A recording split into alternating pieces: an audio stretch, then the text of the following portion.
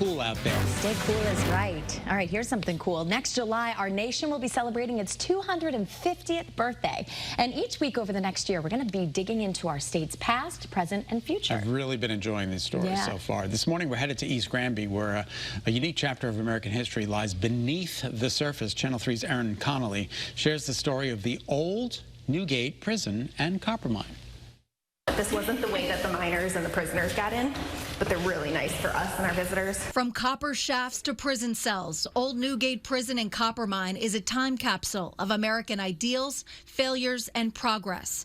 Morgan Bangle is the curator and site administrator. This is a big slice of Connecticut history. What makes this site so special? It's a National Historic Landmark and State Archaeological Preserve, but more importantly, it's a really beloved tourist attraction that has really significant history. Copper was discovered in 1705, giving birth to America's first chartered copper mine 2 years later.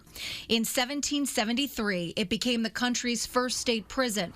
The Connecticut legislature purchased the defunct mine to imprison criminals and political detainees. It's crazy to think that prisoners were housed down here. That's hard to believe. Yeah, we consider it inhumane treatment. So this was a prison 1773 to 1827. As a prison, the men were housed in this area where we're standing currently. Would have looked different, not so many hand railings and stairs, but they had bunk beds and rudimentary cabins to keep themselves dry and up off the ground, but really harsh conditions. During the Revolution, both British loyalists and American deserters were confined here. Some were even sent by George Washington. There were a number of notable prisoners. We had a really important man here. His name was Prince Mortimer. He was brought from Guinea and enslaved as a boy. He was enslaved his whole life, imprisoned here at the age of 84 under attempting to poison his enslaver. He then served out his life and was moved to the Wethersfield State Prison before dying at 110 years old. The below-ground caverns became notorious as an escape-proof prison, yet escape still happened. In 1781, around 30 prisoners staged the largest breakout in Newgate's history, overpowering guards in a daring shaft-based escape.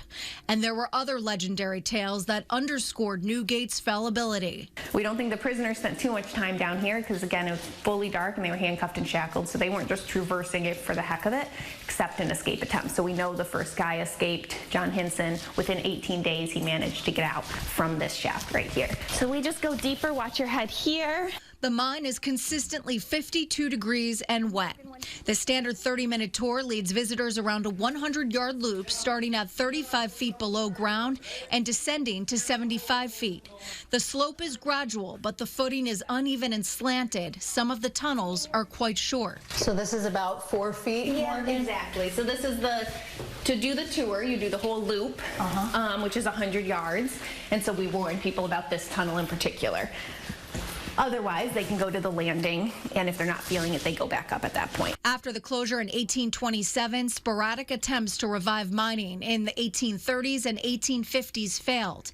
In 1968, Connecticut officially acquired the site, stabilizing the brick walls, guardhouse, and mining shafts and outdoor prison yard.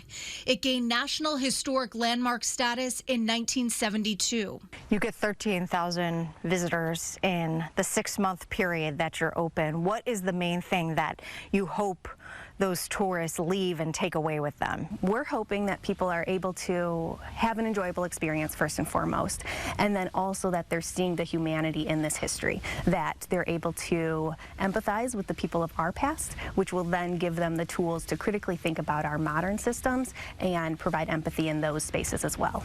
A beautiful tourist attraction with a very dark symbolic history, a place where colonial industry, Revolutionary War politics, and early penal practices collide. It is critical to preserve and maintain and steward these spaces. The walls speak for themselves. The space speaks for themselves. We are creating a space in which people can have these dialogues and think about these tough topics. In East Granby, Erin Connolly, Channel 3, Eyewitness News. Very interesting. It really is. I mean, just learning so much about history. Right here in Connecticut. Talk inhumane. Woo! Yeah. It's like my bedroom. It's all dark.